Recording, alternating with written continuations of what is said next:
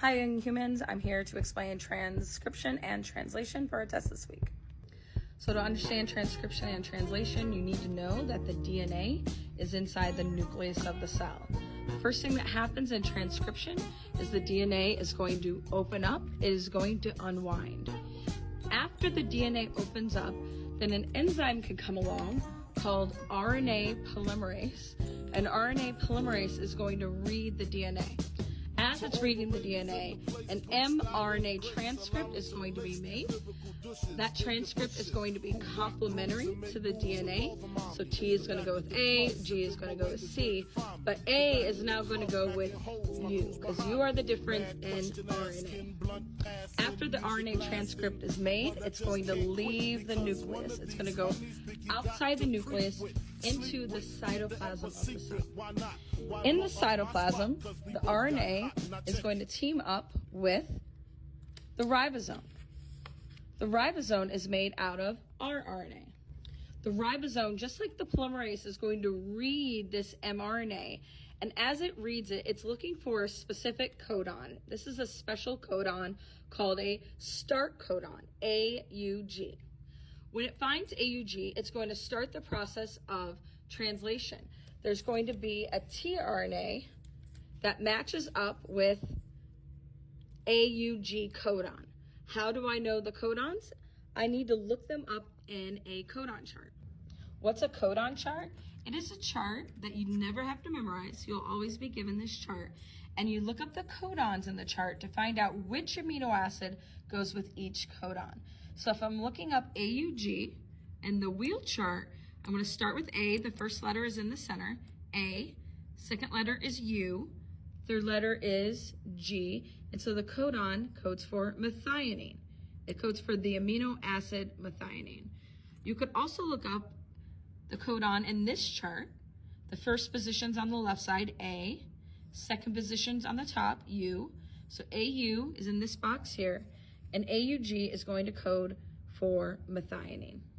So we got our first tRNA that brought in methionine. Then the ribosome is going to read the next codon, GGC. GGC is going to code for glycine. And so the transfer RNA, the tRNA, is going to bring over glycine. When glycine gets here, these two amino acids are going to bond together. They're going to form a peptide bond. It forms a peptide bond, and then this tRNA can go somewhere else to get more amino acids. The ribosome's going to keep reading the RNA. Our next one is UAU, which is going to code for tyrosine.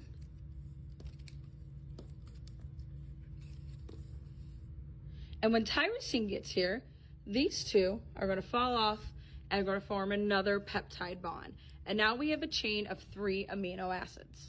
The ribosome is going to keep reading the mRNA. It's bringing over a new amino acid, alanine. It's going to make a new peptide bond between these amino acids, and now we have a chain of 4 amino acids. And finally, it's going to bring in this last amino acid here, GUA, and it's a valine. We're going to form our final peptide bond, and now we have a chain of 5 amino acids. When translation is done, there will be a stop codon. I don't have one on this mRNA, but normally there's a stop codon. Once the ribosome reads a stop codon, everything stops. The tRNA disassembles, the mRNA comes off, and then we have our amino acid chain. That is going to be our protein. It's going to fold up and function into a protein and do whatever that protein does. Remember that first process, transcription, is happening in the nucleus. And that second process is when we get outside the nucleus. It's called translation.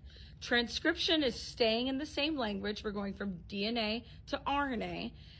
And then in translation, we're going from that RNA to protein.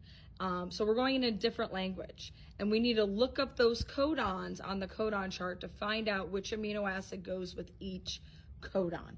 And so we're going to the new language of protein, and proteins are the things in the cell that do everything. You may be confused about the types of RNA. There are 3 types of RNA. The one type of RNA is rRNA, and the ribosome is made out of rRNA and other proteins. This is the ribosome, rRNA. We also have tRNA. tRNA is called transfer RNA, and it's responsible for transferring the amino acids to the ribosome. And finally, we have mRNA. mRNA is what we made from the DNA gene in the nucleus, and the mRNA is going to be read by the ribosome in order to find the sequence of amino acids. Hopefully you found that helpful. If there's anything that's confusing, please ask a question in the comments and I'll try to clarify.